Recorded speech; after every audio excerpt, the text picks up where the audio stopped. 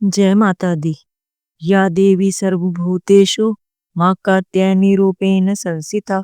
नमस्तस्ये नमस्तस्ये नमस्तस्ये नमो नमः। आज हम बात करने जा रहे हैं नवरात्रि के छठे दिन के बारे में।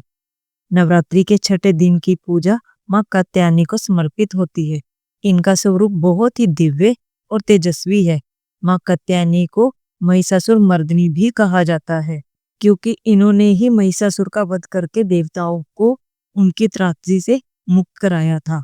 इनके दर्शन और पूजा से साधक को साहस, विजय और आत्मविश्वास प्राप्त होता है। कहा जाता है कि छठे नवरात्रि की आराधना करने से व्यक्ति के गृहस्थ जीवन की बाधाएं दूर होती हैं, विवाह में आ रही रुकावटें समाप्त होती हैं और जीवन में प्रेम बढ़ता है। मां कात्यायनी की 4 भुजाएं हैं। ऊपर के दाहिने हाथ में अभय मुद्रा है, नीचे के दाहिने हाथ में वर मुद्रा है, ऊपर के बाएं हाथ में कमल पुष्प लिया हुआ है, नीचे के बाएं हाथ में तलवार है।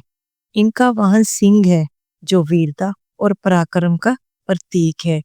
छठे दिन मां कात्यायनी की पूजा इस प्रकार की जाती है। प्रातः स्नान कर पीले या गुलाबी वस्त्र धारण करने चाहिए।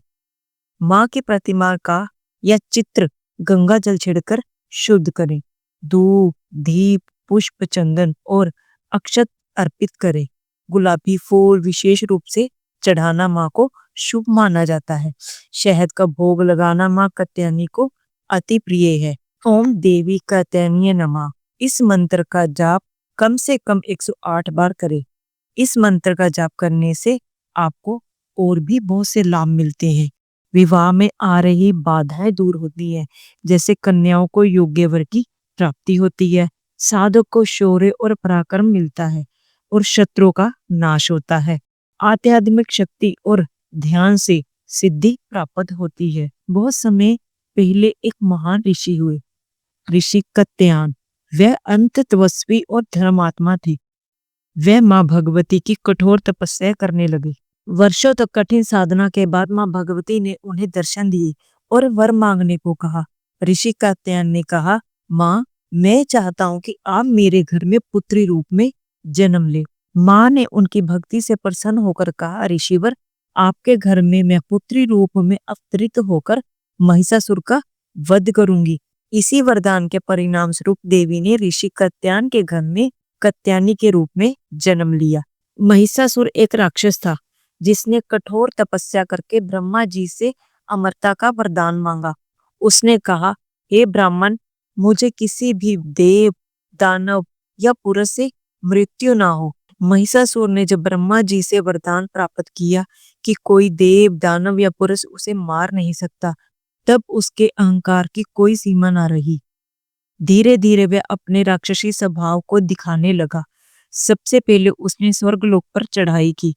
वहां उसने देवताओं को परास्त किया, इंद्रदेव का सिंहासन छीन लिया।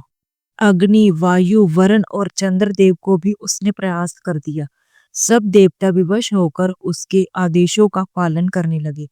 महिषासुर ने इतना अत्याचार किया कि स्वर्गलोक से लेकर पृथ्वी तक कोई भी उसके आतंक से बच नहीं रहा था। ब्राह्मणों को सताया जाने लगा, साधु संतों को अपमानित किया जाने लगा, महिलाओं के साथ भी घोर अन्याय होने लगे। तीनों लोग महिषासुर के आतंक से कांप उठे। देवता अपने अपने लोक छोड़कर भटकने लगे और बड़े संकट में पड़ गए। अंततः सभी देवता ब्रह्मा, विष्णु और महेश के पास पहुंचे और प्रार्थना करने लगे, हे देवगणों के स्वामी, हे त्रिदेव, हमें इस महिषासुर के अत्याचार से बचाइए। इसका अभिमान और अत्याचार अब असहनीय हो चुका है। तब तीनों महादेवताओं ने अपना अपना तेज प्रकट किया और अन्य सभी देवताओं ने भी अपने तेज का अंश दिया। उस दिव्य संयुक्त तेज से एक अद्भुत देवी प्रकट हुई, सिंह वाहिनी, मां कात्यायनी। उनका स्वरूप इतना दिव्य और शक्तिशाली था कि पूरा आकाश प्रकाशमय हो गया। मां कात्यायनी ने जब रणभूमि की ओर कदम बढ़ाया तो धरती हिल उठी। देवताओं ने उन्हें अपने अपने दिव्य अस्त्र प्रदान किए। शिव जी ने त्रिशूल दिया, विष्णु जी ने सुदर्शन चक्र दिया, इंद्र ने वज्र, वरुण ने शंख और अग्नि ने शक्ति प्रदान की। मां कात्यायनी ने सिंह पर सवार होकर महिषासुर को ललकारा। जब महिषासुर ने देखा कि एक देवी युद्ध के लिए तैयार है, तो उसका अहंकार और भड़क उठा। उसने उपहास करते हुए कहा, क्या अब देवता अपनी रक्षा के लिए स्त्रियों को आगे कर रही हैं? तुम मुझे मारने का साहस रखती हो? माँ कात्यायनी शांत स्वर में किंतु दृढ़ता से बोली, महिषासुर, तेरा अंत अब निश्चित है। तेरे पाप, तेरे अत्याचार और तेरे अहंकार का अब समय पूरा हो चुका है। रणभूमि में आ और अपनी अंतिम सांसें गिन। यह सुनकर महिषासुर क्रोधित हो उठा और युद्ध आरंभ हुआ। महिषासुर ने पहले भैंसे का रूप धारण कर सिंह पर आक्रमण किया। मां ने अपने त्रिशूल से प्रहार किया और उसे नीचे गिरा दिया। फिर वह तुरंत सिंह का रूप धरकर मां पर झपटा, लेकिन मां ने तलवार से उसका वार विफल कर दिया। कभी वह विशाल हाथी बन जाता और सूंड से मां को दबाने का प्रयास करता, तो कभी योद्धा का रूप धरकर तलवारें लहराने लगता।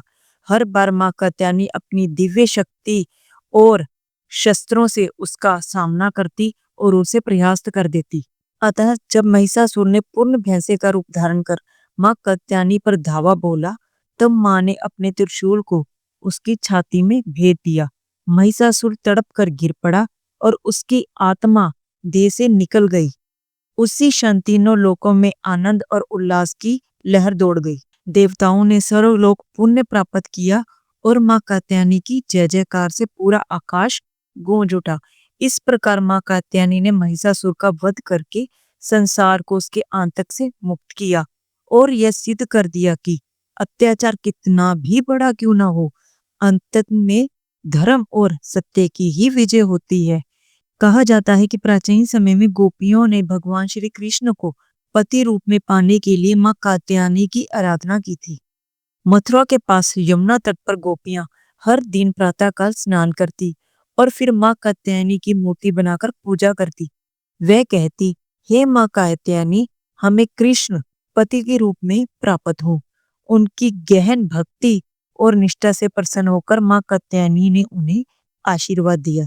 यही कारण है कि आज भी मान्यता है कि मां कात्यायनी की पूजा से विवाह के योग मजबूत होते हैं और दाम्पत्य जीवन सुखमय होता है। छठे नवरात्रि की पूजा से साधक के जीवन में साहस, विजय और सुखद वैवाहिक जीवन की प्राप्ति होती है। मां कात्यायनी का स्मरण करने वाला व्यक्ति किसी भी संकट से नहीं डरता। इसलिए कहा गया है, मां कात्यायनी की भक्ति करने से जीवन के सभी भय दूर हो जाते हैं और साधक को सच्चे अर्थों में विजय की प्राप्ति होती है। जय मां कात्यायनी।